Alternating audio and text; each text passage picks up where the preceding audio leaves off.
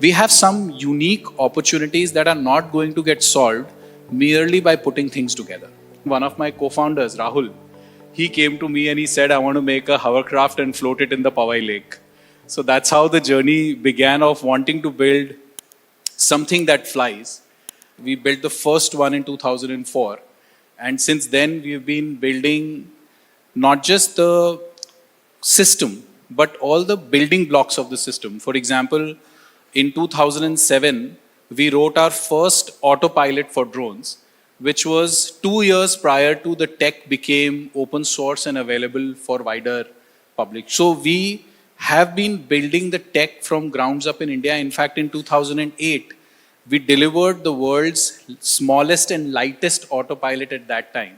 We wanted to build tech, but we were unafraid of building it from grounds up. And I think that is something which is, I would say, essential for becoming a product nation. One of the fundamental pillars of what we wanted to do when we started was that we wanted our customer or our user to focus on their job.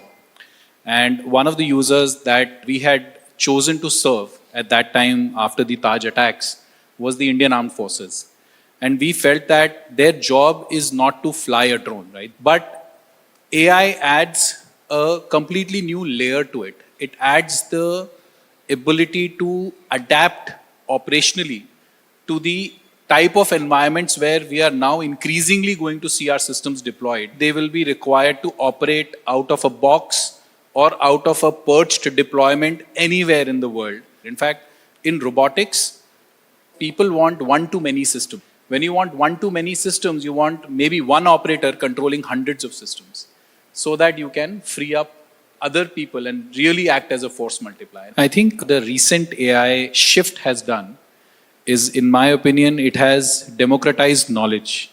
The amount of time it would take to debug a problem versus getting the starting points for a problem has become like yesterday's. The starting points for everything are real and they are extremely available at a moment's notice today. AI is, of course, being leveraged in manufacturing systems for quality management, ensuring that critical to quality areas are not compromised by human errors. So I'll give you an example of what happened with us. When 4G came to India, the same communication tech in the free bands that we used to be able to get about 3 to 4 kilometers line of sight communication on came down to 400 because in India 4G on both the lower side and the higher side of the open band was allocated to 4G. Now suddenly every tech that you have globally available, and we tested so many modules, unless and until we were genuinely bleeding through our noses, we would not have recovered that communication capability. So we had to build our own communication stack that allowed us to break that barrier to uniquely build a capability that almost nobody else has globally.